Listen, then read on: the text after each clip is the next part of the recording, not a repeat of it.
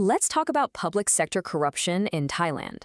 It's one of those topics, that really touches everything, from the national budget all the way down to the trust we have in our institutions. So how is it actually defined? And maybe more importantly, how is it being fought? Let's get into it. So first up, a little something about language. You'll hear the Thai word tujarit, but how does that line up with the global term corruption? Well, while they come from different places, modern Thai law actually uses tujarit to perfectly match those international standards. And look, this isn't just about splitting hairs over words. It's a really big deal, because when you're fighting a global problem, you need everyone speaking the same language. All right, so here's what we're going to do over the next few minutes. We're going to map this whole issue out. We'll start with a super clear definition, look at the very real damage it causes, and then unpack the legal tools, both on the global and local level, that have been put in place to fight back. Okay, so first things first, what are we really talking about when we use the term public sector corruption? At its very core, it's pretty simple. It's when someone in a public office abuses that power for their own private gain. It's an official using their position, not for the public good, but to get ahead themselves or to help out their family or their friends. This is the global standard, and it's exactly what Thai law is built around today. Now, it's super important to remember that corruption isn't just one thing. It shows up in a whole bunch of different ways, from tiny little shakedowns to absolutely massive schemes. And its impact, well, it goes way beyond just stolen money. Let's look at the different scales of this problem. You can kind of think of it in two big buckets. On one side, you've got what's called grand corruption.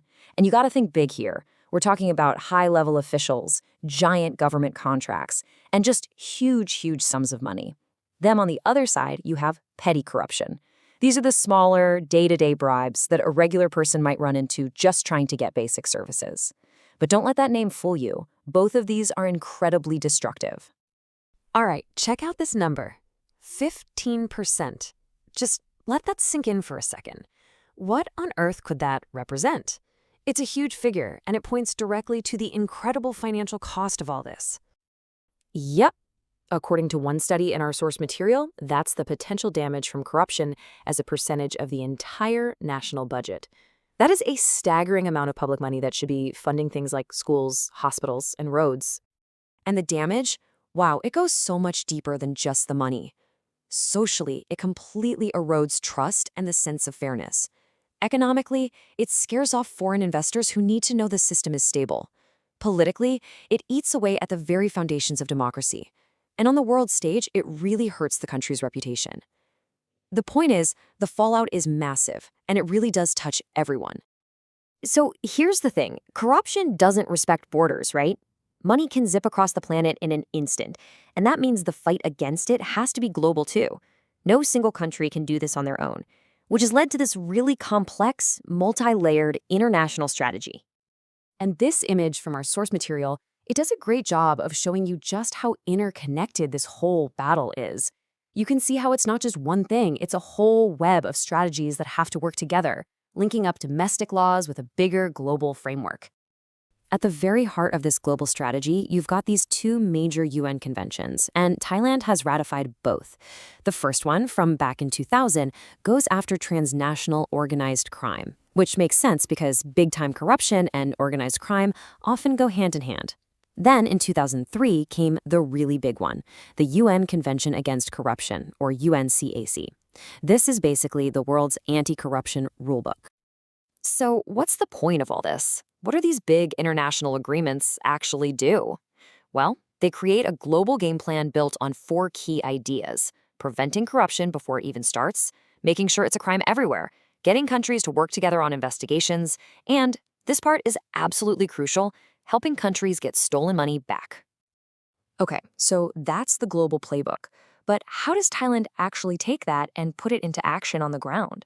Let's take a look at the specific legal toolkit the country has built for this very fight.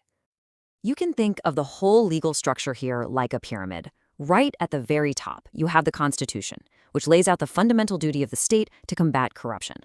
Then, that duty gets its real power from a specific law, the Organic Act on Anti-Corruption.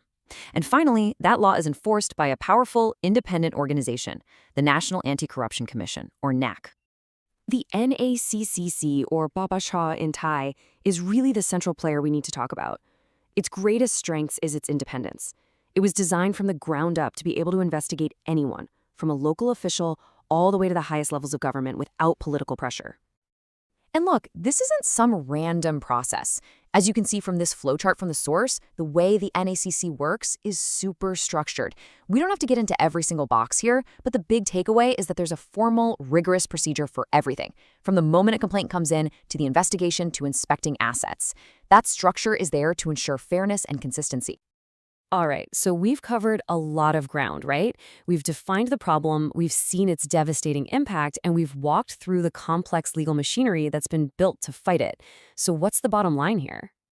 Ultimately, it really comes down to this. There's no single silver bullet. Tackling corruption is a constant battle that relies on three main pillars: having strong, clear laws, working hand in hand with international partners, and empowering independent groups like the NACC to enforce those laws without fear or favor.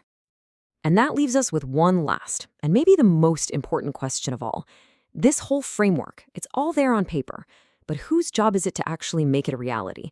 Is it just up to the government? Is it the job of institutions? Or does every single citizen have a role to play in demanding and building a culture of integrity?